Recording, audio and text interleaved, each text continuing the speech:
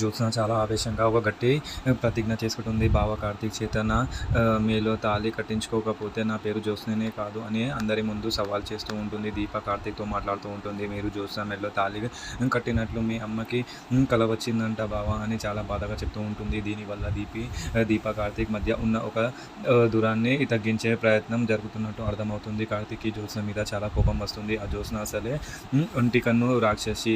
తనని ఎవడైనా పెళ్లి చేసుకుంటాడా అని చాలా గట్టిగా నిలదీసి అడుగుతూ ఉంటుంది. తనని ఇంటి వాకిటిలోకి కూడా అడుగు పెట్టనివ్వరు అని గట్టిగా చెప్తూ ఉంటుంది. జ్యోత్స్న కార్తీక్‌కి ఫోన్ చేసి ఎక్కడ ఉన్నావు బావ అని అడుగుతుంది. కార్తీక్ చాలా చిరాకుగా ఇక్కడే ఉంటే నీకెందుకు, దూరంగా ఉంటే నీకెందుకు అని తిడుతూ ఉంటాడు. దీనితో జ్యోత్స్న చాలా ఆవేశంగా ఫీల్ అవుతూ ఉంటుంది.